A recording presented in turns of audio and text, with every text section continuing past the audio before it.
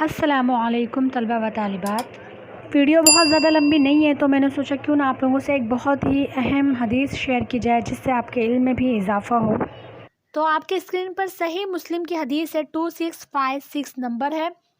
तो मुस्लिम शरीफ, बुखारी शरीफ, इस नाम आप लोगों ने सुना होगा अक्सर।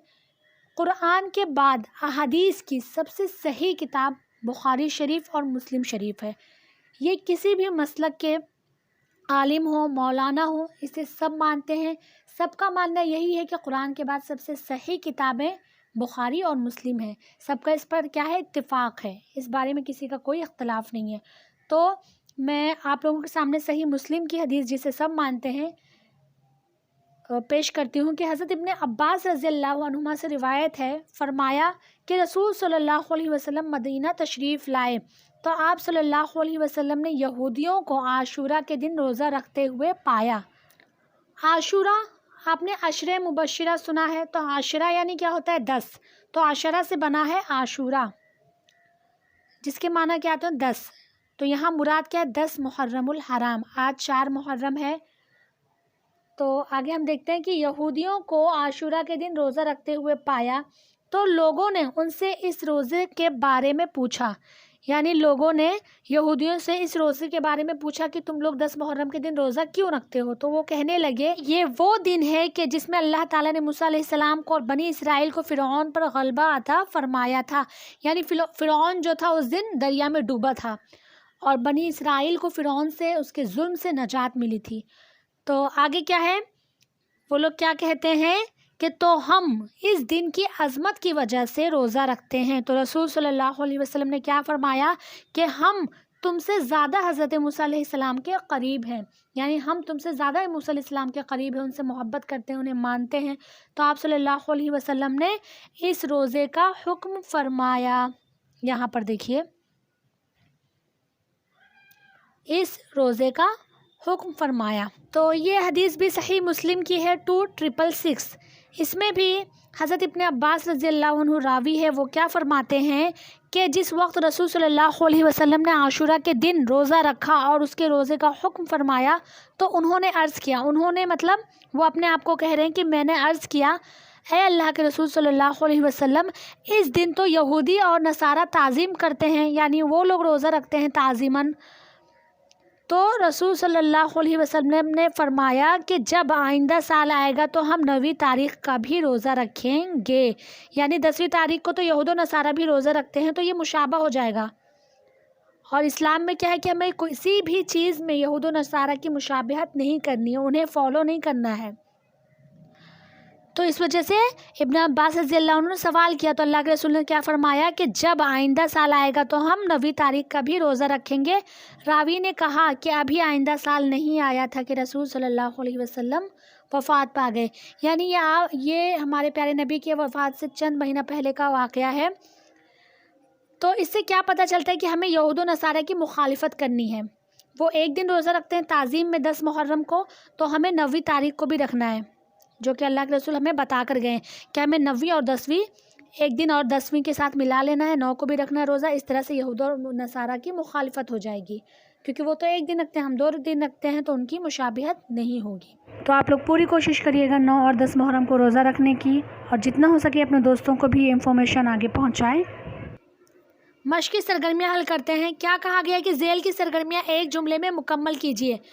नंबर 1 दिया हुआ है, शायर के परेशान होने की वजह लिखिए। तो बहुत ही आसान है, आपको इसका जवाब एक जुमले में लिखना है कि शायर के परेशान होने की वजह यह है कि वो नादान है और ज़िंदगी को पहचान नहीं पा रहा, बस। दूसरा क्या कहा गया कि नज़म से हम माना अल्फाज की जोड़ी तलाश करके लिखिए। तो नज़म में आपके हम माना अल्फाज एक ही आया है, जिसकी जोड़ी ये रही, मूर्ख और नादान, दोनों के माना एक हैं, तो ये हम माना अल्फाज हो गए, आपको ये लिख देना है। तीसरा क्या कहा गया है कि सही मुतबादिल लिखिए। ये नज़म एक अलिफ क्या ऑप्शन में दिया हुआ, हम दिया मनक़िबती मनाजाती दुआइया, तो दुआइया आएगा, क्योंकि इसका जवाब यहाँ पर शुरू में हमने देखा था यहाँ कि शायर जो है ज़िंदगी की हकीकत को जानने के लिए दुआ मांग रहा है, तो ये हमद क्या है, एक दुआइया, ये नज़म एक दुआइया गीत है, तो यहाँ पर दुआइया आएगा। फिर कहा गया कि ज़ेल के लिए हम माना अल्फाज नज़म से तलाश करके लिखिए। लहर के लिए क्या आया है? साथी, परेशान, गौर व फिक्र। तो ये चारों के लिए हम देखते हैं नज़म में क्या आया है। लहर के लिए यहाँ पर आया है धारा। दूसरा लफ्ज़ है साथी, तो साथी के लिए आपकी बुक में आया है संगत। फिर आया है परेशान, परेशान के लिए यहाँ पर दिया हुआ है हलकान। हलकान कहाँ पर आया है? यहाँ ये रहा, परेशान के लिए हलकान आया है। फिर ध्यान आया है गौर व फिक्र के लिए। तो आपको इस तरह से जोड़ी बना के लिख देना है। लहर के सामने आप लिखेंगे धारा, साथी के सामने संगत, परेशान के सामने आप क्या लिखेंगे? हलकान, गौर व फिक्र के सामने लिखेंगे ध्यान। इस तरह से जोड़ी बना के लिख देंगे। आगे कहा गया कि झेल की सरगर्मियाँ इख्तिसार के साथ मुकम्मल कीजिए। नंबर 1 क्या दिया गया कि नज़म में ज़िंदगी के लिए इस्तेमाल होने वाला लफ्ज़ लिखिए। नज़म में लफ्ज़ ज़िंदगी के लिए इस्तेमाल होने वाला लफ्ज़ है जीवन। जीवन हर जगह आया है। दूसरा पूछा गया कि ज़िंदगी एक है लेकिन उसके बहुत रूप है, इस मफ़हूम के बंद को नकल कीजिए। तो इस मफ़हूम वाला बंद ये रहा यहाँ पर, यहाँ से जीवन काम की बहती धारा, जीवन ध्यान का रूप है न्यारा, इसकी क्या पहचान, हमारा मन मूर्ख नादान। ये पूरा बंद आपको उसके जवाब में लिखना है। अगला देखते हैं क्या कहा गया कि ज्ञान नादान जैसे दूसरे काफ़िए गीत से तलाश करके लिखिए। तो ज्ञान और नादान में चलते हैं हम, कहाँ है? यहाँ। ज्ञान और नादान जैसे दिया वैसे हमें दूसरे काफ़िए भी लिखने हैं। तो हम लिख सकते हैं, क्या क्या लिख सकते हैं यहाँ पर? पहचान और हैरान हम लिख सकते हैं। एक हो गया पहचान और हैरान, ये एक हो गया। फिर दूसरा हम देखते हैं क्या दिया गया है यहाँ पर, सामान और यहाँ पर हलकान। तो दो काफ़ी ज्ञान नादान, पहचान हैरान, सामान हलकान, ये तीनों आपको लिख लेना है। फिर आगे क्या कहा गया है? वेब खाका मुकम्मल कीजिए। जाए पैदाइश, नाम, किताब, जाए वफ़ात। देखते हैं, चलते हैं जान पहचान में। यहाँ पर है उनका जाए पैदाइश लाहौर, उनका असल नाम मोहम्मद सनाउल्लाह सानी डार। फिर उनकी किताब जो है वो है यहाँ पर कि उनकी किताब मशरिक़ व मग़रिब नाम था और इंतकाल मुंबई में हुआ। तो आपको चारों ये कहाँ पे फिल करना है? यहाँ पर कि उनका जाए पैदाइश लाहौर। फिर नाम में आप लिखेंगे मोहम्मद सनाउल्लाह सानी डार, किताब मशरिक़ व मग़रिब, जाए वफ़ात मुंबई। अगला है कि उर्दू में गीत लिखने वाले 4 शायरों का नाम लिखिए। तो ये भी यहीं पर दिया हुआ है, यहाँ पर देखिए। तो बैकल उत्साही तो आपके ही सबक में आगे कितने में, छठी नज़म एकता की आवाज़ बैकल उत्साही आया है। तो वही है ये, इनका नाम गीत में आता है हफीज़ जालंधरी।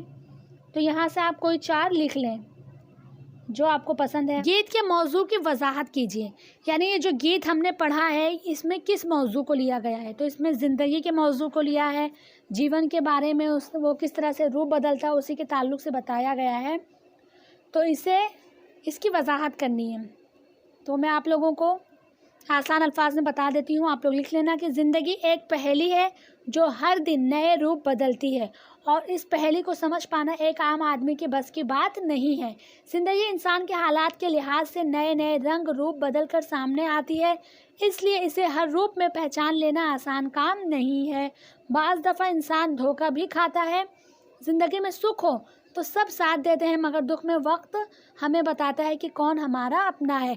इन्हीं सब बातों को मौजू बनाकर शायर ने ये गीत लिखा है और खुदा से दुआ की है कि मुझे समझ अता फरमा ताकि मैं ज़िंदगी की हकीकत को समझ सकूं। इतना जवाब आपको लिखना है। आगे कहा गया कि गीत में आए हुए काफ़ियों की जोड़ियां बनाइए। तो चलते हैं गीत में, कौन कौन से काफ़िए आए हैं आपकी गीत में? बहुत सारे आए हैं। ये पहला हो गया ज्ञान नादान, धारा न्यारा, फिर पहचान नादान, ये दोनों हो गया, जोड़ी बनाना है। फिर गहरी एकहरी, उसके बाद हैं यहाँ पर हैरान नादान, बोले डोले, ज्ञान नादान, रात बात। फिर अगला है सामान नादान, सूझे बूझे, फिर हलकान और नादान। तो ये सब क्या थे? ये सब इसका जवाब था।